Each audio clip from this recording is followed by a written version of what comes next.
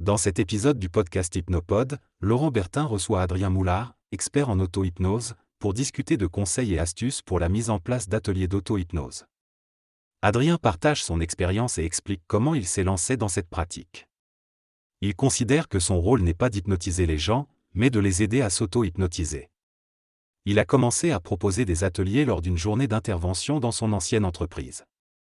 Adrien admet que, bien qu'il se sente généralement confiant en prenant la parole en public, il a vécu une expérience où il a complètement oublié ce qu'il avait préparé juste avant de commencer son atelier.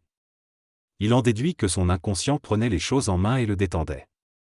La personne interviewée partage son expérience de l'auto-hypnose qui a eu un effet tunnel incroyable sur elle.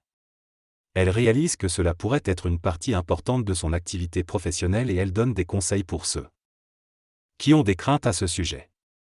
Elle explique que l'auto-hypnose suscite souvent de la résistance, mais que les gens sont généralement intéressés et curieux. Elle recommande d'aborder le sujet de manière polémique mais innovante, en proposant des options et en testant ensemble. En ce qui concerne la promotion de son activité, elle mentionne avoir participé à des rencontres sur Meetup et avoir développé sa page Facebook grâce à des sous-titrages de vidéos. Elle a également participé à des réseaux d'affaires tels que BNI pour présenter l'auto-hypnose aux entrepreneurs et aux professionnels. Elle estime que se faire connaître s'est fait assez naturellement en parlant bien de son sujet et en le connaissant bien. Elle présente ensuite sa vision de l'auto-hypnose en expliquant que le mode de fonctionnement par défaut du cerveau est l'auto-hypnose. Elle donne l'exemple de la lecture d'un livre ou du visionnage d'un film, où l'on se laisse emporter et immerger dans une réalité fictive.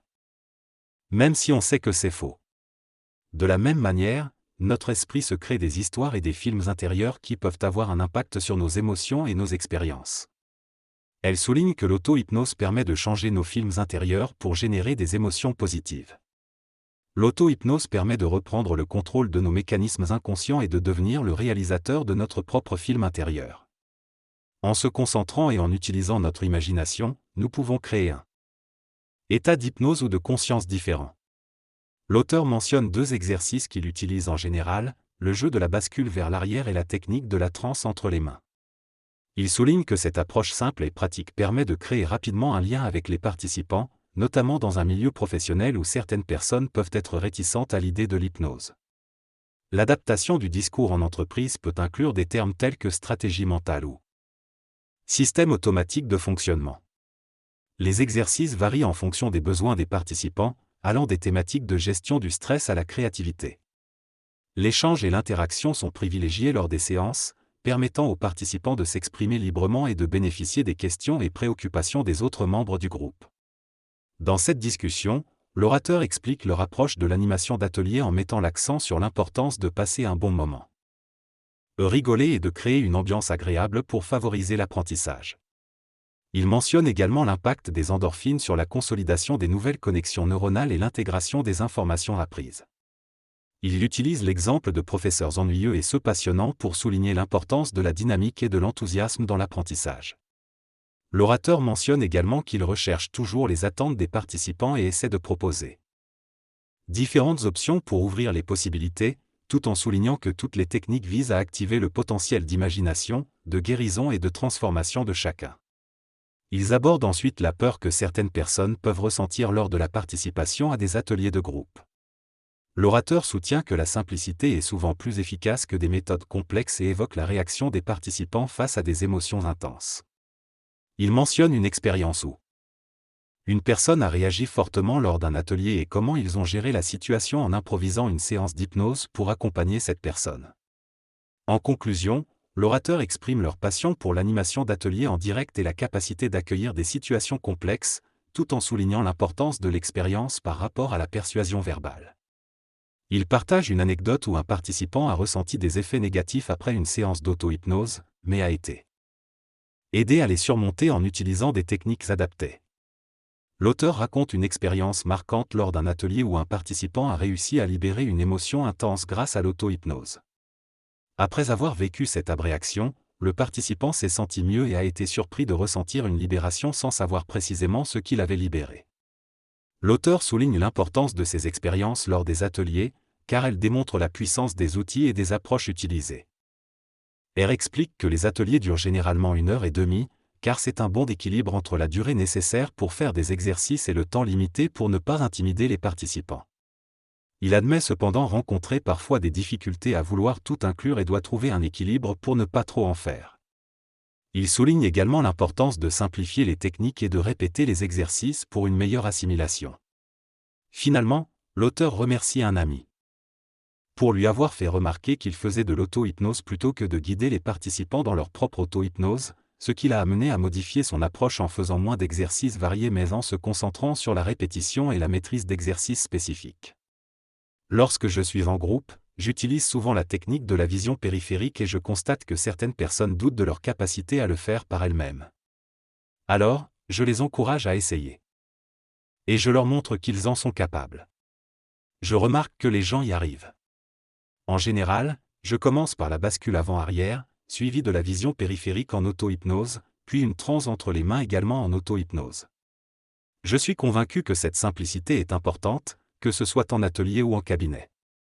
Beaucoup de gens ont tendance à chercher des techniques compliquées, alors qu'en travaillant avec des outils simples, on peut obtenir de bons résultats. Il est essentiel de rappeler notre rôle d'aide aux personnes pour activer leur propre auto-hypnose. Moins on en fait, mieux on se porte. J'ai moi-même vécu une expérience similaire lors d'un salon zen où je parlais des émotions devant un groupe. J'ai utilisé une technique simple de rapprochement des mains pour explorer une émotion gênante, et cela a provoqué beaucoup de larmes et de libération émotionnelle chez les participants. Ce jour-là, j'ai réalisé que je n'avais pas besoin de faire des choses compliquées pour aider les autres. Il est important de commencer les séances par des exercices simples et d'éviter les objectifs trop complexes. Parfois, en utilisant des techniques de basculement ou de rapprochement des mains, on obtient des résultats étonnants. Il est également important d'assurer la sécurité des personnes en leur donnant la possibilité de reculer ou d'avancer lors des exercices de bascule avant-arrière. J'ai appris cela par expérience, après avoir failli laisser tomber une personne en cabinet. En résumé, il faut privilégier la simplicité et l'humilité dans notre pratique de l'hypnose. L'idée proposée est de préparer des ateliers sur un thème spécifique en utilisant une ou deux techniques simples dans lesquelles on se sent à l'aise. Il est suggéré d'inclure un petit discours pour expliquer le sujet et de transmettre un ou deux messages clés. Il est important de ne pas essayer de faire une thérapie complète lors de ces ateliers d'auto-hypnose. Il est souligné qu'il est important de rester simple et de s'adapter au niveau des participants afin de permettre une progression rapide. La personne qui anime les ateliers peut également bénéficier de cette expérience en cabinet et cela peut contribuer au développement de son activité. Pour ceux qui n'osent pas se lancer dans l'animation d'ateliers, il est conseillé de se rappeler que les gens sont généralement bienveillants et que l'auto-hypnose est un sujet qui intéresse beaucoup de personnes. Il est également recommandé de valoriser les personnes qui ont des expériences différentes et de les inclure dans l'approche, ce qui permet d'éliminer les résistances possibles. En ce qui concerne la préparation des ateliers, il est suggéré de rassembler le matériel nécessaire, de faire des liens entre les idées, puis de laisser reposer les idées avant de les mettre en pratique. Nous avons tous vécu des moments dans notre vie où nous avons beaucoup réfléchi à quelque chose et où nous nous sommes sentis saturés. C'est souvent lorsque nous faisons autre chose que les idées se recombinent et qu'un nouveau sens émerge. Les étapes 4 et 5 du processus créatif sont aussi importantes. La 4e étape consiste à valider notre nouvelle idée auprès de nos pairs, qui peuvent éventuellement l'améliorer. La 5e étape est la mise en œuvre de cette idée, car une bonne idée qui reste uniquement sur papier n'est pas très utile. Il est donc important de préparer et de réfléchir à ce que nous voulons dire, puis de laisser notre inconscient travailler pendant le moment présent avec confiance. Au fil du temps, avec de la pratique, le processus devient de plus en plus maîtrisé et cela permet de se libérer pour être vraiment présent avec les autres. Cela nécessite de l'apprentissage et au départ, nous pouvons être plus centrés sur nous-mêmes. Une activité comme la douche peut être un moment de connexion avec notre inconscient et de création. Chacun a ses propres outils pour trouver ces moments de transe qui apportent beaucoup. Il est important de connaître ces outils et de les utiliser pour soi-même et pour les autres que nous accompagnons. Stephen King est un bon exemple de l'importance de laisser les personnages vivre et se développer pour que l'histoire se crée naturellement. Dans notre société, nous avons souvent mis l'accent sur les premières étapes du processus créatif sans vraiment mettre en lumière l'importance de la 3e étape. Dans ce podcast, Adrien propose une réflexion sur l'étape 3 de l'apprentissage, qui consiste à laisser son esprit explorer de nouvelles idées et concepts de manière inconsciente pendant qu'on fait autre chose. Il souligne l'importance de ne pas priver les élèves de cette capacité naturelle de recombinaison et de découverte. Il mentionne également sa formation en ligne sur l'auto-hypnose, qu'il a conçue avec Jean Rogy et Vincent Lévy. Cette formation combine leurs meilleures pratiques et propose des séances personnalisables d'auto-hypnose. Adrien encourage les auditeurs à poser des questions ou à partager leurs expériences dans les commentaires. Il se dit ravi de pouvoir continuer à échanger avec eux.